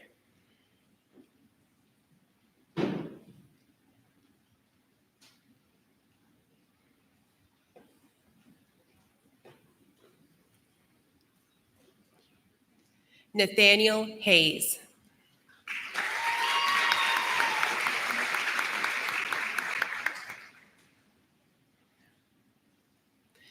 Emiko Peck, cum laude.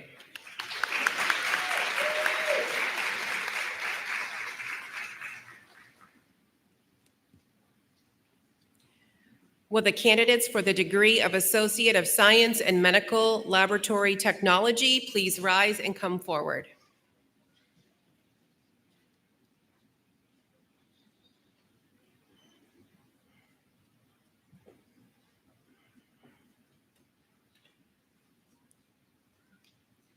Chad Logan Bonte.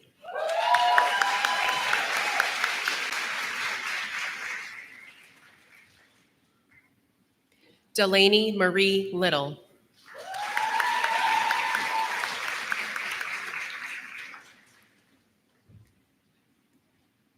Melissa D. Hilligos.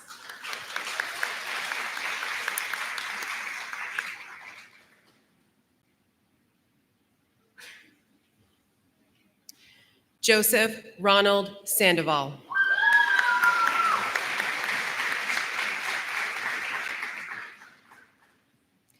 Will the candidates for the degree of Associate of Science in Physical Therapist Assistant please rise and come forward?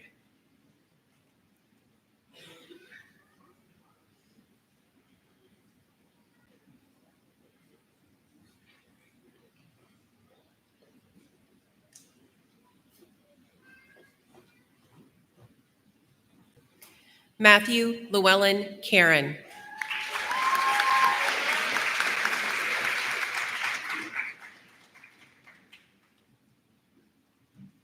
Kristen Barbara Harding.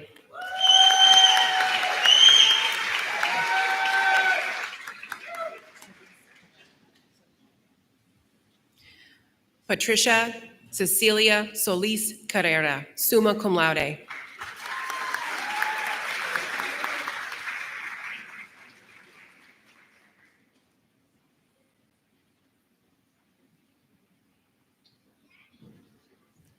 Kobe Allen West.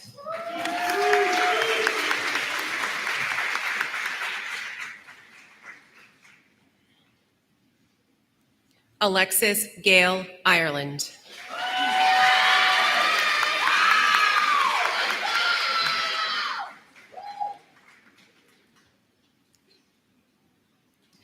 Cami Ray King.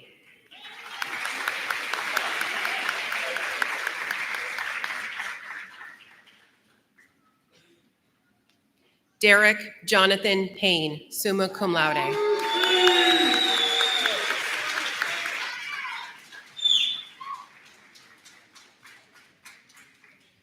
Charlie Paul Melick, summa cum laude.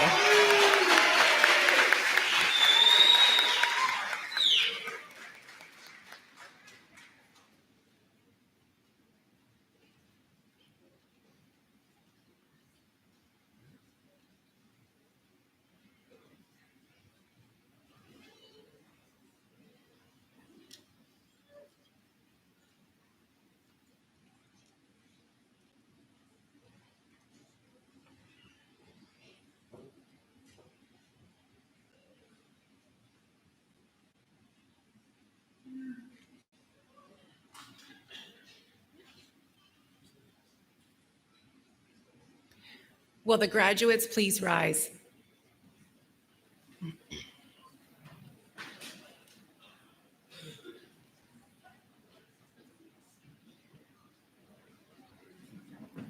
President Rice, I have the honor to present our students who have been judged by the faculty of the University of Maine at Presque and the University of Maine at Fort Kent.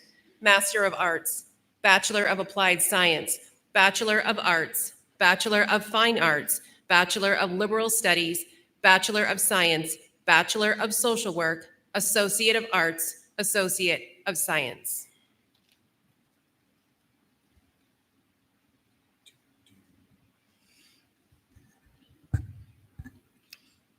So by the virtue of the authority vested in me by the Board of Trustees of the University of Maine System and confirming the action of our faculty, I hereby grant unto you the appropriate degree of Master of Arts, Bachelor of Applied Science, Bachelor of Arts, Bachelor of Fine Arts, Bachelor of Liberal Studies, Bachelor of Science, Bachelor of Social Work, Associate of Arts, Associate of Science, together with all the rights and privileges appertaining thereto. You may now move your tassels from the right side of your caps to the left, signifying you are now college graduates. Congratulations.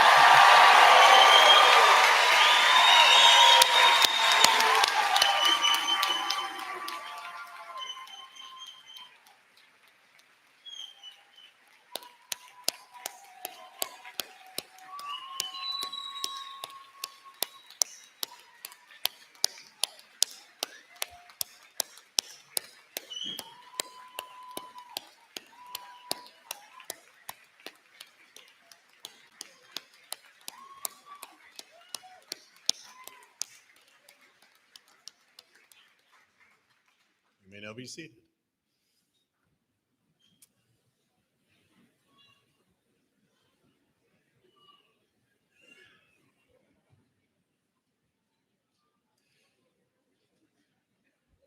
So I'd now like to take a moment to focus on the many students who couldn't be with us today to march across this stage. Almost 200 are with us, 300 are elsewhere across the country and across the world. These are online students, or your PACE students, or out-of-state students who have already returned home, and all other students who just weren't able to be here in person. To those of you joining us via live stream, congratulations. The past few years have taught us how important it is to honor every single one of our graduates, and that's why we'll be hosting a virtual graduation ceremony to be made available on UMPI's YouTube channel on Saturday, June 15th. This video will recognize all of those graduates who weren't able to attend our in-person event and give them an opportunity to celebrate their accomplishments. You'll likely know a videographer in the crowd today. Well, he's standing right there by the end of the platform today, capturing graduation moments. He's going to help us capture a special moment right now that we're creating especially for our virtual graduates in June. In a moment, I'm going to ask all of you, audience members included, to please stand. And then I'll step off this stage or jump off this stage. Everybody gets nervous when I jump off the stage, but it's no big deal. And present a diploma to the camera. Think of the camera as a first-person point of view for our virtual grads, with a cue from our videographer, and I guess it'll be like action, like we're in the movies, right? Okay, cool. I'd ask all of you to provide a robust round of applause for these students. The camera will capture your enthusiasm and celebratory spirit for these virtual grads as our videographer proceeds down the center aisle. My heartfelt thanks to you all for helping our virtual graduates to have just a little bit of the pomp and circumstance that you've just experienced during today's in-person commencement. With that, I'd ask everyone to stand and we'll get the filming started.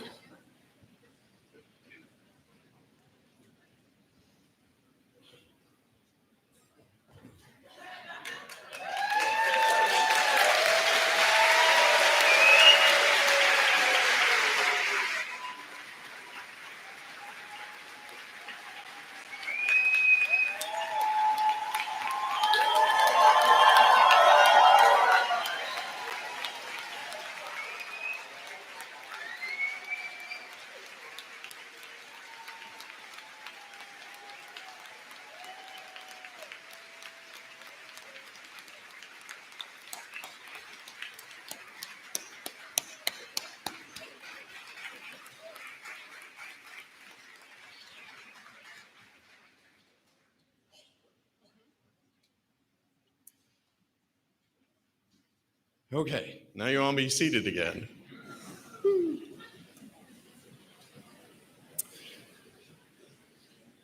So now I would like to introduce our student commencement speaker, Alondra Lopez Aquino. Originally from Los Angeles, California, Alondra has made UMPI her home away from home these past 4 years. An UMPI volleyball player, Alondra made the NAC playoffs for all 3 seasons. Her many interests and accomplishments include the Student Athletic Advisory Committee presidency during her junior and senior years, and being an athletic training work study student where she was promoted to level 2 worker due to her experience and tremendous work ethic. Her numerous awards while on campus include the Al Arman Make a Difference Award and the Donald N. Zillman Character Award, 2 of the most prestigious athletic awards given out each year. She recently received the Civic Engagement and Involvement Award at the Campus Awards ceremony this April, and it is truly my honor to invite Alondra Lopez Aquino, a graduate of the class of 2024, to this podium. Alondra.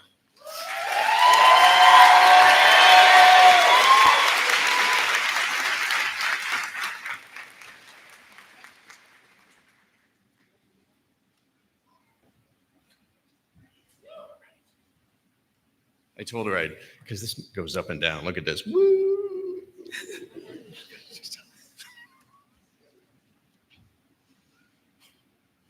Hello and welcome, family, friends, faculty, and my fellow members of the class of 2024. Congratulations, we made it. I'm incredibly moved, humbled, and honestly, a little terrified to be standing in front of you all today. As some of you may know, I am not from Presque or from Maine.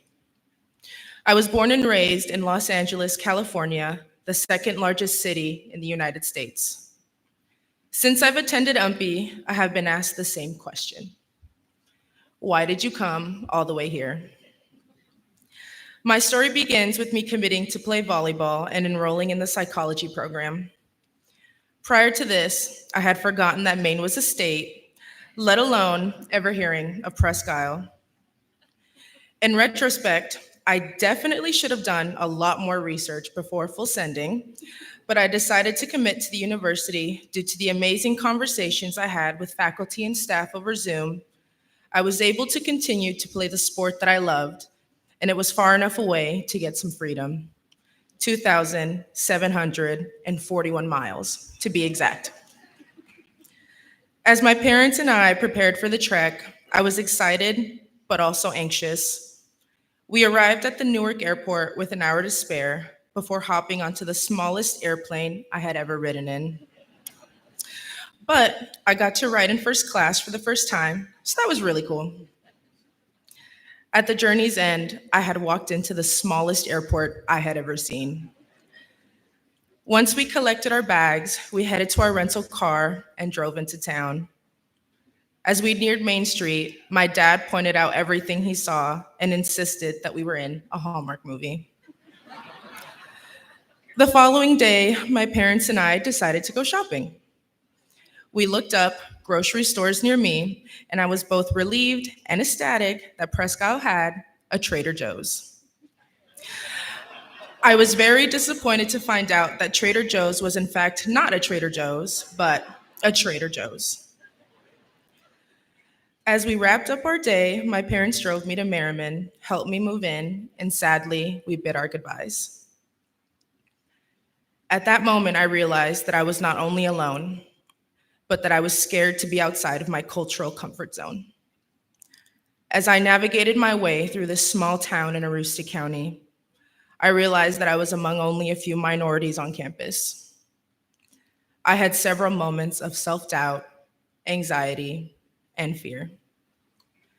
Despite the cultural boundaries I faced, I learned so much about myself and the world around me with the help of this amazing community. It seemed like everywhere I looked, there was opportunity.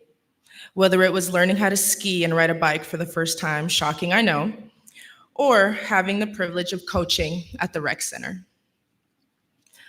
I never really understood why people said that this place was so special.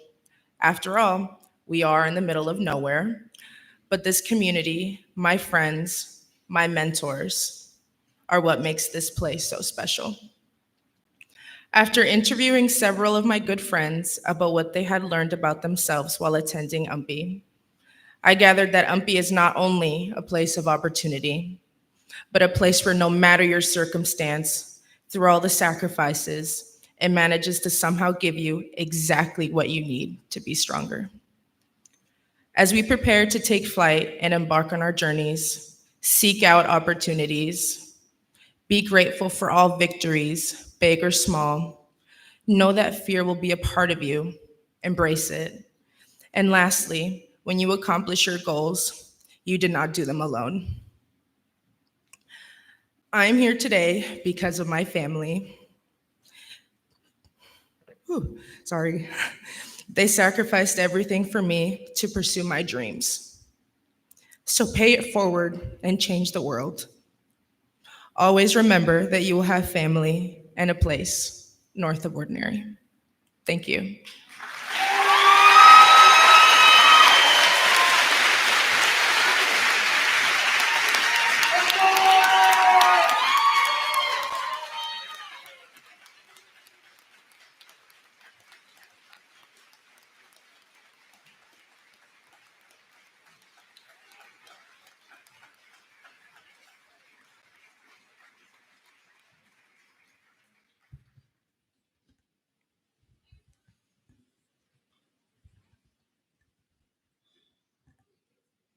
To be clear, Trader Joe's is a nice store, so.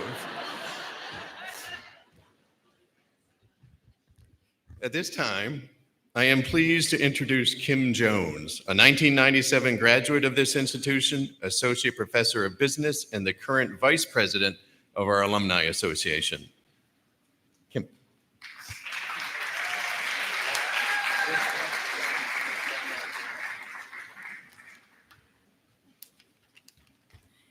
Good morning, everyone. I fully recognize that I am the last person between you and going out to celebrate these amazing graduates, so I have pared my speech down to 3 minutes. So here we go. I knew you'd love that. So as President Rice said, my name is Kim Jones, and I'm a professor of business administration, go business, and I'm also today representing the Alumni Association. Class of 2024. When I was sitting in your seat a few years ago, I had what I could only describe as terrified excitement. I was thrilled to be graduating. Like it is for you, it was a big deal for me. But this day also came with a heaping side of anxiety. And it wasn't until quite recently that I started to understand the reason for that mixed bag of emotions. My aha moment came just a few months ago when I was listening to a podcast about happiness. In it, author Mel Robbins explained that graduation starts what she called the Great Scattering. You are all about to enter a period of massive change. Some of you will be going off to get married or start a family. Some of you may move to a new home or a state or country. And many of you certainly will be starting new careers. You'll also experience secondhand change, or what I like to call spare change, as you watch the people you've spent several years with scatter. The point is that graduation marks a time of transition and transformation. The routines and structure of college end today, and new adventures await. That's what makes this next phase exciting and scary. But class of 2024, you have a tremendous advantage.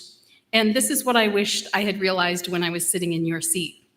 You have a partner in change, because starting today, you are now a member of one of the most powerful networks called the UMPI Alumni Association. And guess what? Every member of that association has sat in your seat.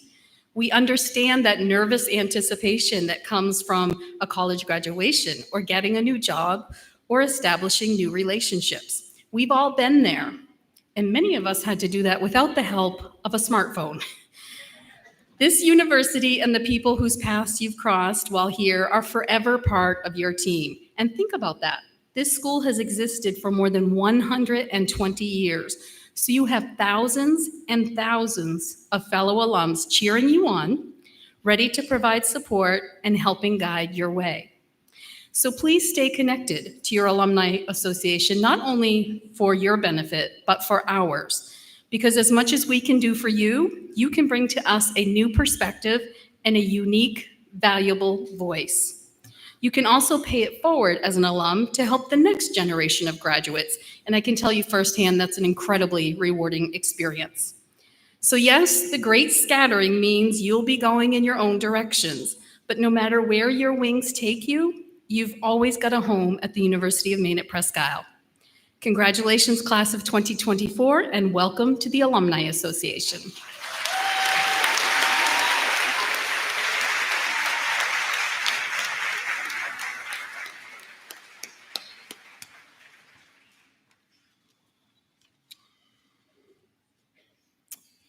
So now comes that moment during commencement that graduates always, or at least ever since Animal House, always look forward to, and that's the tossing of the caps.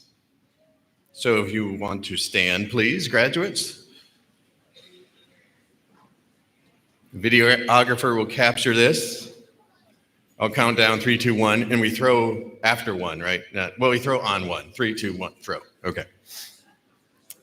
So graduates, on the count of 1, let us commence with the tossing of the caps. 3, 2, 1.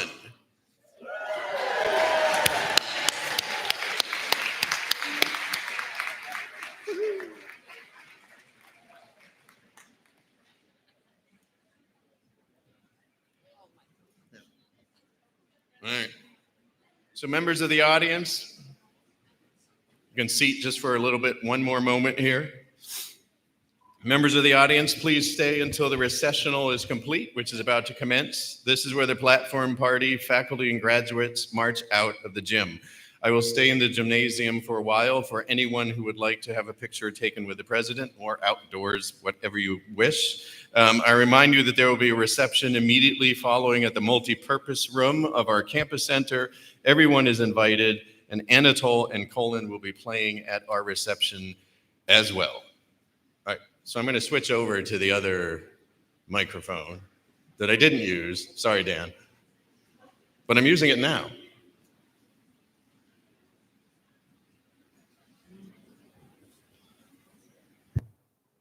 All right, is this working now? Oh, look at that. So I'm putting this on because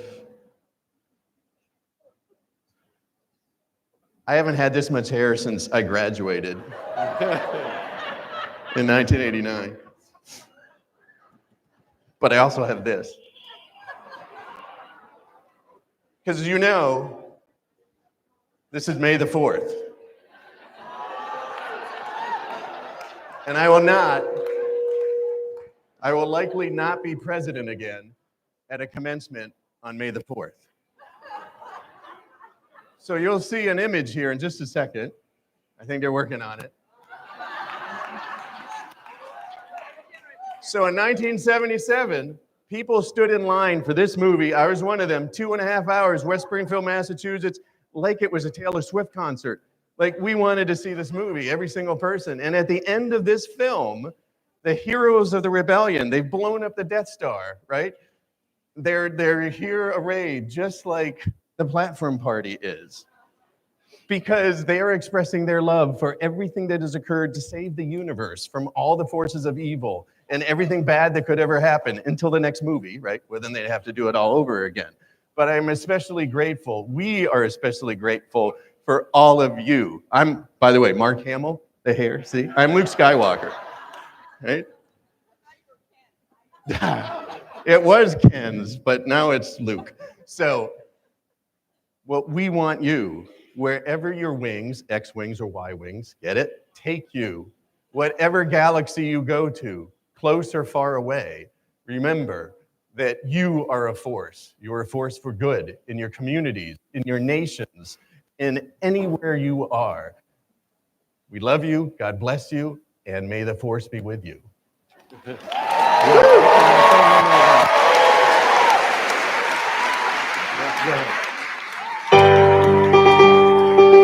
right.